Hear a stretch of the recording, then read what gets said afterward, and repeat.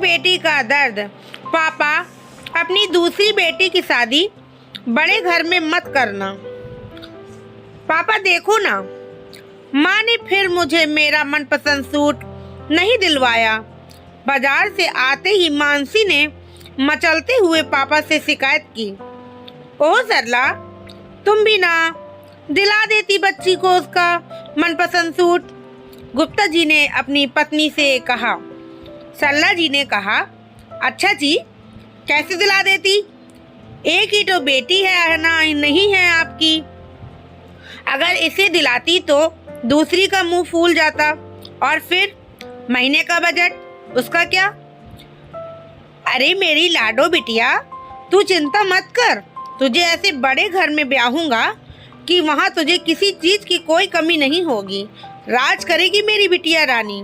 गुप्ता जी ने अपनी बेटी को लाड़ लड़ाते हुए कहा।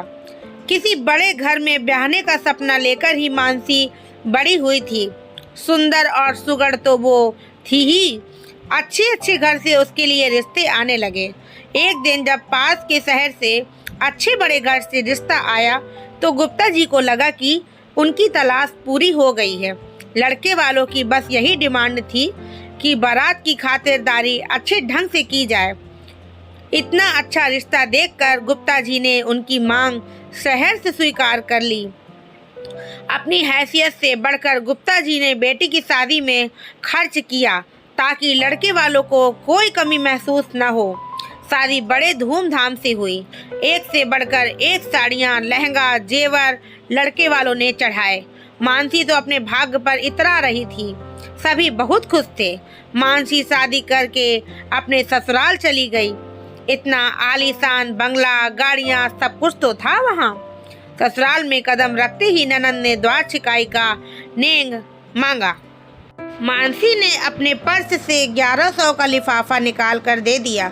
नंद ने नाक भाव सिकोड़कर सास से कहा, यह क्या माँ, हमारी इतनी ही औकात है क्या?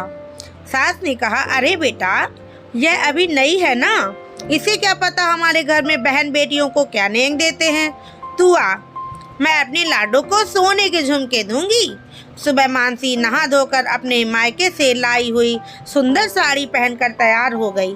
जब वह कमरे से बाहर निकली तो उसे देखते ही सास ने टोका, अरे बहू, यह क्या पहन लिया इतने मेहमानों के बीच? यह साड़ी अच्छी नहीं लगेगी। जाओ, जो हमने जरी वाली लाल साड़ी लाई थी वह पहन कर आओ। अब तुम्हें हमारे घर के तौर तरीकों से रहना होगा। दूसरे दिन मानसी ने पहली रसोई में बड़े मन से सबके लिए छोले भटूरे और हलवा बनाया। डाइनिंग टेबल पर बैठते ही सब बातें बनाने लग गए। देवर बोला, मम्मा, मेरा सैंडविच कहाँ है? तो ननंद बोली, इतना हैवी ब्रेकफास्ट, मैं यह सब नहीं खाने वाली। सास ने कहा, बेटा, तुम्हारी भाभी अभी छोटे घर की है ना, उसे क्या पता हमारे घर में क्या खाते पीते हैं। मानसी के पति ने तो बस नाम मात्र का ही चखा। एक हफ्ते बाद मानसी को पग फेरे के लिए बुलाना था। गुप्ता जी ने मानसी की सास को फोन करके कहा कि वह कल मानसी को लेने आ रहे हैं। सुबह वाली ट्रेन से आएंगे और शाम वाली ट्रेन से मानसी को ले जाएंगे।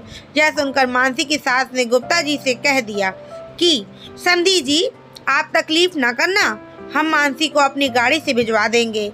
बात करने के बाद मानसी की सास ने मानसी से कहा, सुनो बहू, इस बार तो हम अपनी गाड़ी से तुम्हें भिजवा देंगे, लेकिन अगली बार अपने पापा से कहना कि वह गाड़ी लेकर ही तुम्हें लेने आए। हमारी बहू ट्रेन से नहीं जाएगी। मानसी बेचारी चुपचाप उनकी बातें सुनती रही।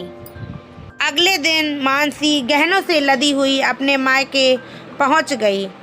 मानसी के पापा तो बहुत खुश थे कि उनकी बेटी को बहुत अच्छा ससुराल मिला है। उन गहनों की चमक में मानसी की आंखों का सूनापन किसी को नजर नहीं आया। छोटी बहन ने भी उसे छेड़ते हुए कहा, वाह दीदी, आपके तो मज़े हैं, इतना ठाठ बाट। गुप्ता जी ने कहा, अरे तू क्यों चिंता करती है, तेरे लिए भी ऐसा ही ससुराल ढूंढूंगा। मानसी फीकी सी हंसी हंसकर रह गई। अगले दिन दामाद बाबू मानसी को लेने आ गए। खूब खातिरदारी की उनकी। जाते समय गुप्ता जी ने दामाद बाबू से कहा, दामाद जी, अगर कोई अच्छा रिश्ता हो तो हमारी छोटी बिटिया के लिए भी बताना। यह सुनकर मानसी ने अपने आंसू छुपाते हुए कहा, पापा अगर हो सके तो अपनी छोटी बेटी को बड़े घर में नहीं बल्कि बराबरी के घर में ब्याहना, जिससे उसे और उसके परिवार को भी बराबरी का सम्मान मिल सके। मानसी तो अपने ससुराल लौट गई, लेकिन उसकी इस बात ने गुप्ता जी को सोचने पर मजबूर कर दिया कि उन्होंने बड़े घर में अपनी बेटी को ब्याह कर कहीं कोई गलती तो नहीं कर दी। दोस्तों, आपको मेरी कहानी कैसी लगी? अगर आपको मेरी कहानी थोड़ी सी भी पसंद आई हो तो प्लीज़ मेरे चैनल को सब्सक्राइब कर दीजिए, लाइक करिए, शेयर करिए, कमेंट में बताइए आपको मेरी कहानी कैसी लगी। अगर अच्छी लगी हो तो कमेंट में बताइएगा, नहीं अच्छी लगी हो तो मैं और अच्छी कहानी लिखने के लिए आपके लिए कोशिश करूँगी। तब तक के लिए जय हिंद, वंदे मातरम। दोस्तों, सब्सक्राइब जरूर कर दिया करिए, आप लोग सब्सक्राइब नहीं करते हैं। मैं आपसे हाथ जोड़कर प्रार्थना करती हूँ, मेरे चैनल को सब्सक्राइब जरूर कर दिया करिए। तब तक के लिए जय हिंद, वंदे मातरम।